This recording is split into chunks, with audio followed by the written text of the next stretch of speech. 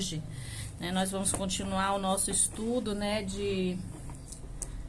das obras da carne, do fruto do Espírito, que está lá em Gálatas, né, capítulo 5. Nós vamos ler hoje a partir do versículo 19, que diz assim: ora, as obras da carne são manifestas: imoralidade sexual, impureza e libertinagem, idolatria e feitiçaria, ódio, discórdia, ciúme, iras, egoísmo, dissensões, facções e inveja, embriaguez e orgias e coisas semelhantes. Eu os advirto como antes já os adverti: aqueles que praticam estas coisas não herdarão o reino de Deus.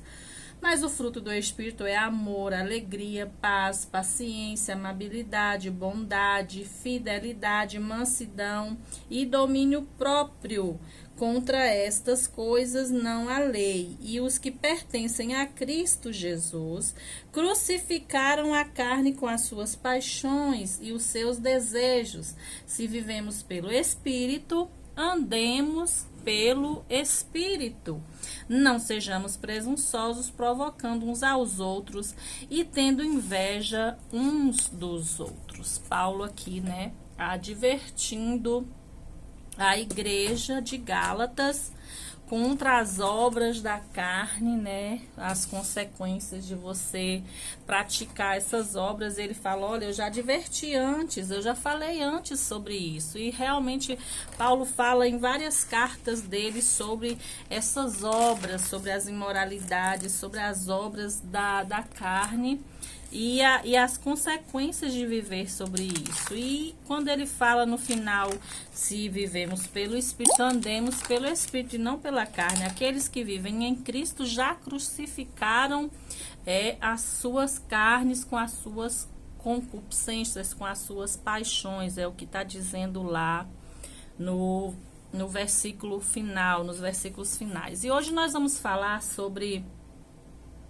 as obras da carne, das dissensões e facções, que também pode dizer discórdia e heresia, e o fruto do Espírito da bondade. Amados, para começar, não é fácil.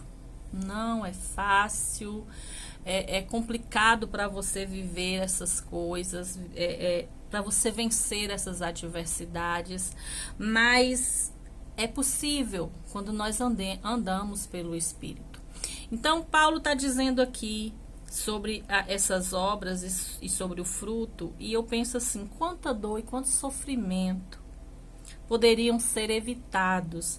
Quanta tristeza, amados, quantos corações feridos, quantas feridas causadas nos corações, no corpo de Cristo, nos amados irmãos, ou em quem está à nossa volta, poderia ser evitado, poderia deixar de ter acontecido, se tão somente nós buscássemos o caminho do fruto do Espírito, se nós não buscássemos o caminho da discórdia, da divisão e da facção.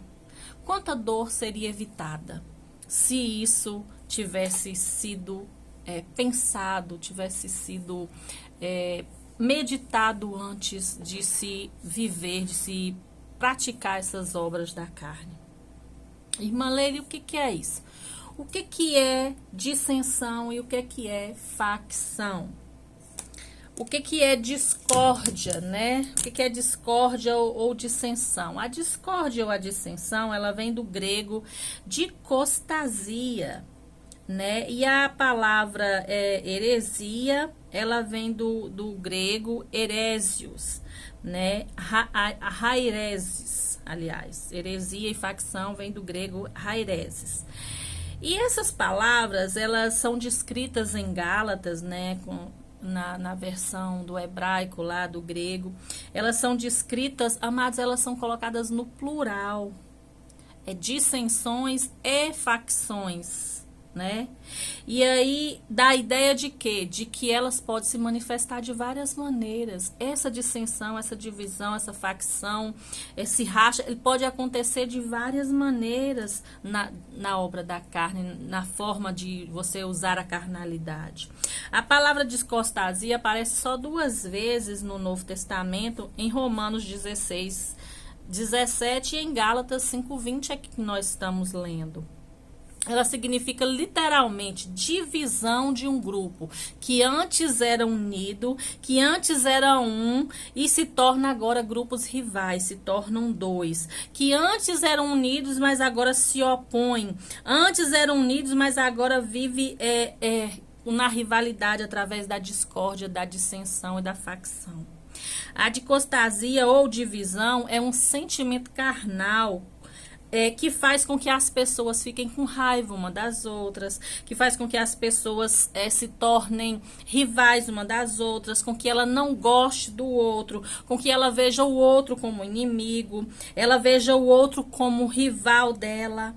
Então, a dicostasia ou a dissensão é a divisão, é um sentimento que gera no coração que faz com que uma pessoa não gosta da outra, que a pessoa não ame a outra, que a pessoa veja o outro como inimigo. Ou seja, assim, o pensamento é eu ou você, nós e eles, um contra e o outro a favor.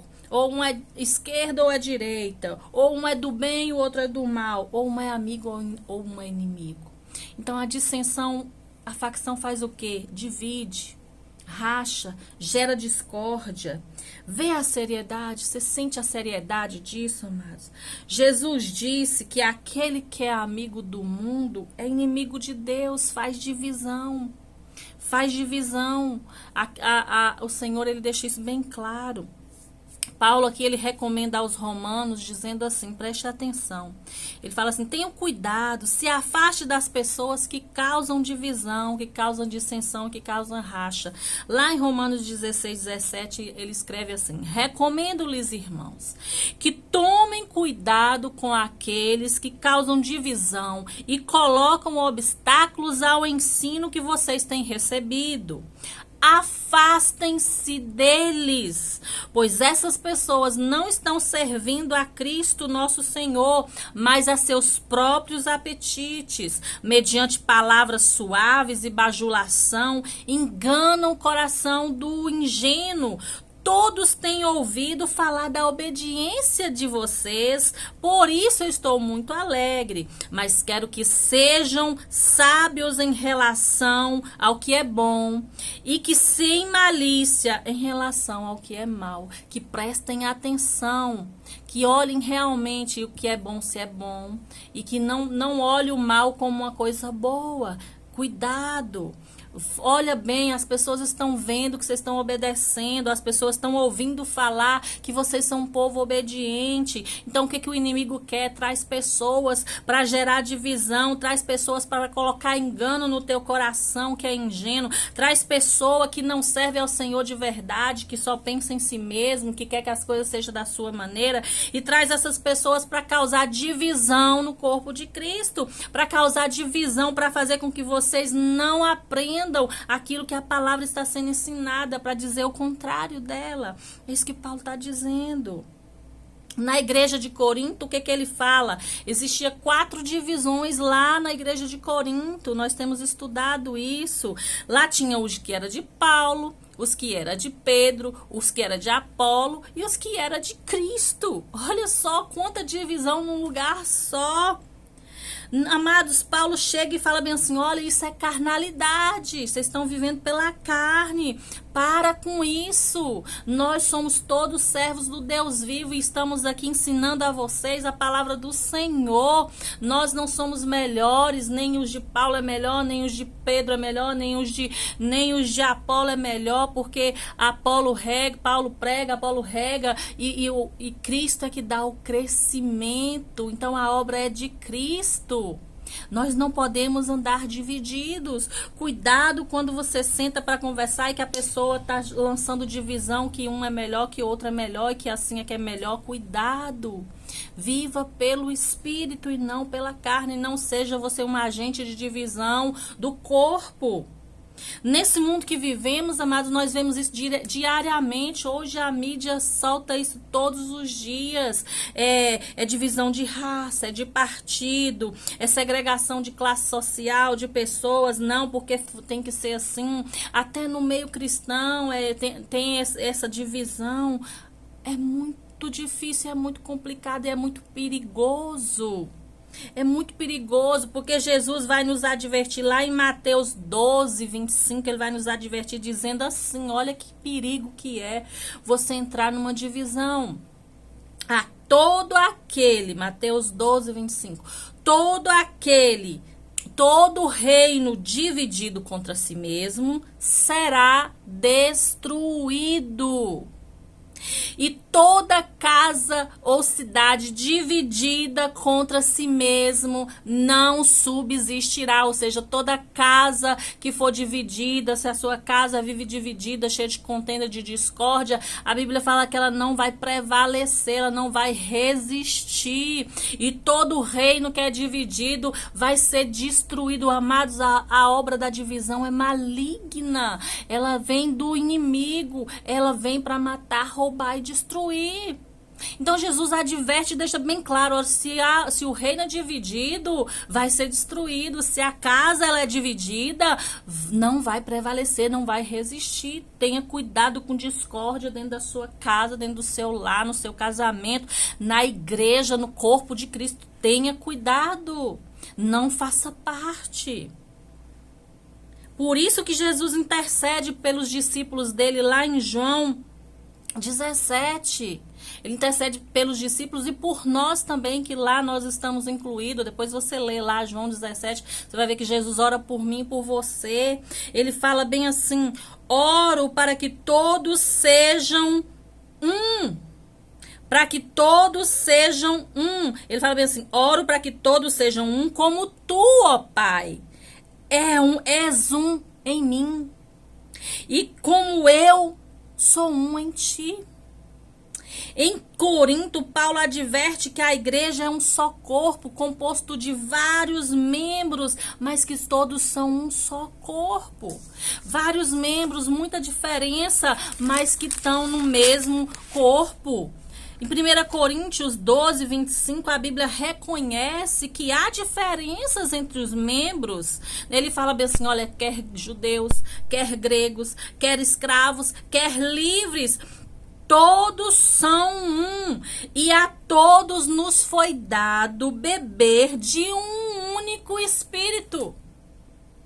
Então, o mesmo Espírito que está sobre mim está sobre você. Nós bebemos da mesma fonte que é Cristo. Então, se você é uma pessoa de um jeito, o irmão é de outro, há diferenças. Faz um trabalho e o outro faz outro. Há diferença, mas todos nós nos foi dado o direito de beber de um mesmo Espírito. Somos um. De qual Espírito, amados, você tem bebido? De qual Espírito eu tenho bebido? De qual Espírito você tem bebido?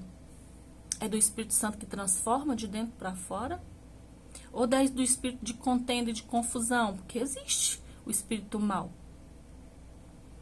Qual é o Espírito que nós estamos alimentando?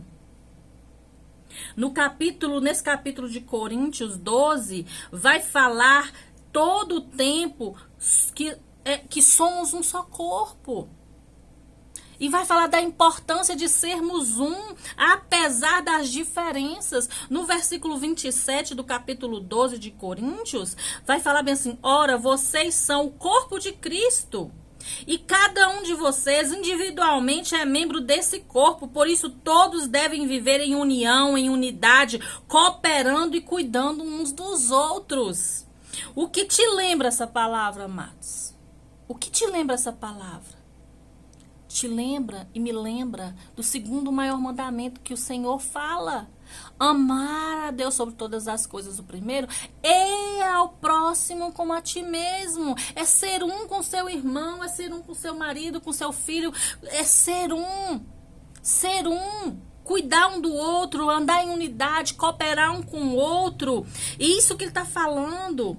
Nós precisamos ser um, precisamos eliminar. Quando eu cumpro esse mandamento, quando eu pratico esse mandamento, eu elimino a divisão do meu coração e com isso eu paro com a corrupção do próximo. Por quê? Porque se eu não faço parte de uma divisão, não lanço palavras de divisão, eu não vou corromper o coração do próximo. Quando eu paro no meu caminho de semear coisas ruins, a minha sementeira passa a ser boa, vai vir fruto bom. O termo heresia, ele é falado 9 vezes no Novo Testamento, amados. Ele significa o ato de escolher, de fazer partido de algo. É um grupo de pessoas que se comporta ou pensa de uma maneira diferente em relação às pessoas que estão no mesmo grupo.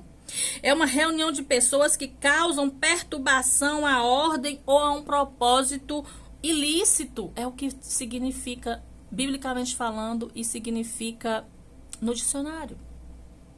É alguém que perturba a ordem do lugar. É alguém que tem um propósito ilícito, que tem um propósito que não é verdadeiro, que é contrário àquilo que está sendo pregado. Então, resumindo aqui, amados, discórdia, dissensão, facção, são grupos que causam divisão e perturbação no corpo, que causa rivalidades, que causa racha na igreja, que enfraquece o corpo, que prejudica o corpo, prejudica a união, seja na igreja, seja na casa, seja no trabalho. É uma pessoa que perturba o ambiente, que traz rachas, traz problemas para o ambiente. O Salmo 133, 1 vai nos dizer o quê? Ó, quão bom e quão suave é que os irmãos vivam em união. O Senhor está nos dizendo o tempo todo que nós precisamos ser um. Que nós não sejamos perturbadores da paz, amados. Que não sejamos. E o que falar da bondade? A bondade é a virtude de uma pessoa que não mede esforços para levar o bem aos outros. Ela não mede esforços para levar o bem aos outros e nunca o mal. O bondoso sempre estende a sua mão para o outro. Lá no estudo das bem-aventuranças, no capítulo 11, Jesus diz assim: bem-aventurados vocês que forem insultados, perseguidos por minha causa. Se alegrem, mesmo quando tudo está difícil, permaneçam firmes e permaneçam fazendo o bem. No capítulo 6 de Gálatas, versículo 9, vai dizer assim: e não nos cansemos de fazer o bem, não nos cansemos de fazer o bem, porque no tempo próprio colheremos, se não desanimarmos. Se não desanimarmos. Porquanto, enquanto temos oportunidades, façamos o bem a todos, especialmente aos da família da fé.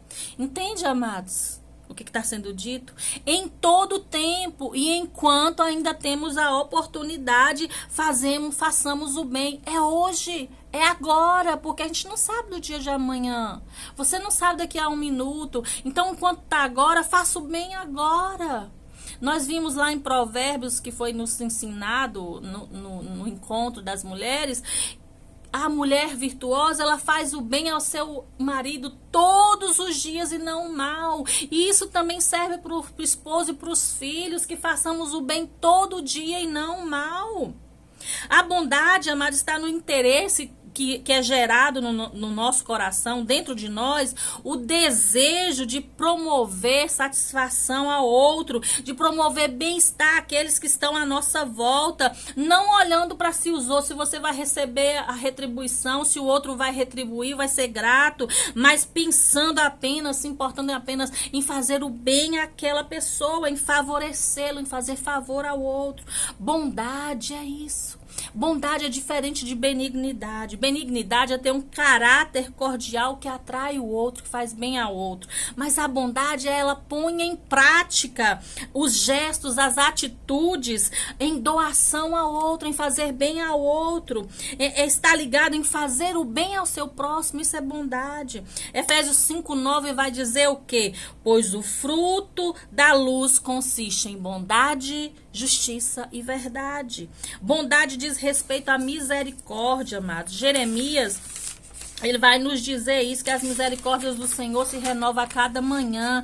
E isso só é produzido através do Espírito Santo. É uma coisa que nós desejamos, que o nosso coração anseia, mas que Deus nos dá a oportunidade de gerar e de produzir isso em nós somente através do Espírito Santo. Sem o Espírito Santo, eu e você não conseguimos gerar bondade. Isso vem do Senhor.